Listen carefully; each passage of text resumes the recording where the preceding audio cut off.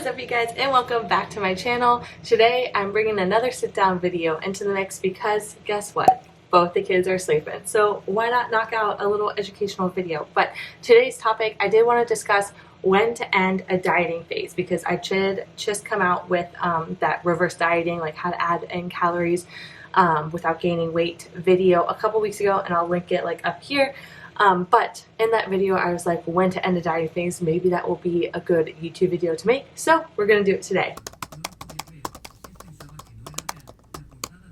Now, what I'm going to discuss in this video is going to be different from person to person. I never want to say like, these are the hard set rules on when you should call it, but this is typically what is going to happen when you or your coach or whoever it may be will probably say, hey, I think it's best that we end our dieting phase and kind of enter into a reverse / maintenance. So one of the key things that I look for in my clients is kind of lack of adherence. So if you are no longer able to hit your macros, if you are on track for 3 days and then like blow it out of the water the next 2 days because you're just so hungry, and then you kind of check in and you're like, hey, I swear I'm going to get back on track, and then that next week it doesn't happen again, that is a sign that obviously the plan that we are on right now is no longer working. And that's not a bad thing. I'm not going to like ever say, oh, you know, you're a failure, you should try harder, this should be easy. Like, that's not the case. That's just showing that the plan that we have right now is no longer working and we need to change the plan. So that's an easy kind of first step. Hey, you're not being adherent anymore. Let's go into reversing phase. And it could be, hey, you're not adherent. Let's give you like 3 refeed days and see if that kind of helps. Let's give you a diet break. There's so many things, and that's why it's like so hard to make a straight video and say this is when you should end your dieting phase, because there's so many things that we can do if adherence is kind of an issue. But that's a pretty good sign that, hey, we're no longer able to stick to the plan. If you are super, super hungry and that is why, or maybe it could be like, hey, you're just telling yourself that these foods are off limits and then you want them even more. But if you're like, hey, I'm just so hungry, I can't stick to these low calories anymore, boom, let's increase food. Let's go into a reverse. There's nothing wrong with that. So that is number one.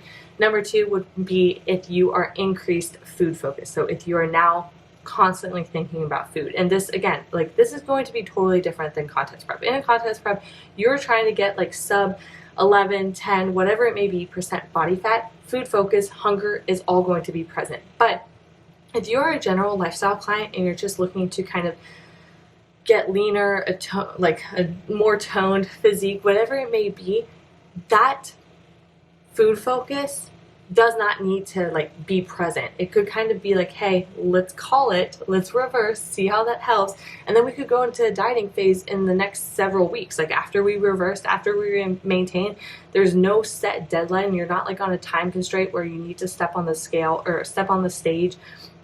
It could wait, and I never want to have a client who's literally at work and all they're thinking about is food, and they can't even focus on like, let's say they are a manager at a restaurant and they can't even focus on like writing their schedule for the next day, like what servers are going to work, and they're messing up like who's going to be on the line, like in the kitchen staff, and they forgot to like put a dishwasher because all they were thinking about when their next meal is. Like, it could kind of run the risk of impacting other areas of your life, like family, work, whatever it may be, just to be what, 5 pounds less. Like, no, let's call it, let's add in food or a refeed day or a diet break, whatever it is, and see if that helps. If you're on stage, like again, if you are in a contest prep and food, like, you just gotta accept the fact that food focus is going to be there. You are going to be hungry. It is going to quote unquote suck, but it's because you are stepping on stage. A really easy one would be if you reached your goal. So if you got down to, let's say the goal body weight was 145, if you got down to 145 and you're happy with your physique, cool. That's easy. That's an easy, like dead set, hey, we reached our goal. Let's now reverse diet. Let's build calories back up. And, you know, like I said, call the dieting phase because we're done. We've reached our goal. So that one's really, really easy. Another one that I would say is it's biofeedback, kind of health status, recovery, all of that kind of goes to crap. If that is happening, that is a sign that, you know, we're kind of going into this like survival mode. And our body is not happy. Now, again, if it is contest prep, that's a different story. Push past it. You got to get on stage. It's going to be pretty aggressive. But for general lifestyle clients, you need to be able to recover. You need to be getting sleep. Like, I don't want you walking around feeling like crap, because again, what is this for?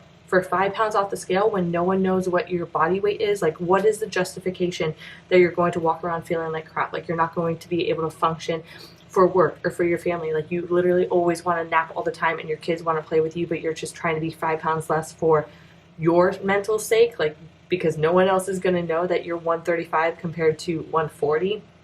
So if all of those feedbacks, recovery, sleep, your hair is falling out, lack of sex drive, all of that, if that is tanking, that is a sign to me that we need to call the diet. We could always reverse and diet back again, but your health is my top priority. And if you are not able to function day in and day out on basic tasks and provide for your family and just do, like I said, basic needs, it's not worth it. Dieting is always going to be there, but your health isn't. Another thing that I would say is if a vacation, a special event, a holiday is coming up, I would call the dieting phase, because you never want to, and I don't want to say never because we never give like absolutes, but you don't want to go into a vacation, a special event on very low calories. You want to be able to somewhat kind of build calories up before you go into that vacation, because most special events, vacations are food centric. You're going to be around food. I would rather your metabolic rate be slightly higher and you be able to handle a little bit more food, a little extra calories, and kind of be able to maintain your weight to some degree, because it's not like you're like on 50 grams of carbs and going into a Cancun vacation that's like an all-inclusive resort and all of that type of stuff where you're just surrounded by food and alcohol. I would want calories to be a little bit higher, your body to be adjusted to higher intake.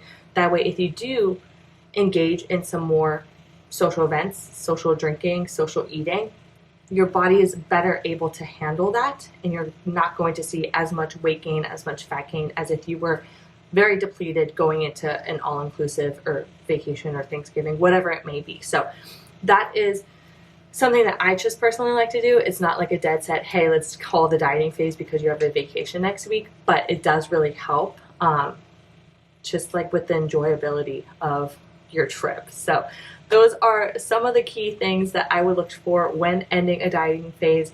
If you like the video, don't forget to give it a thumbs up. Don't forget to subscribe, and I will talk to you guys next time. Bye.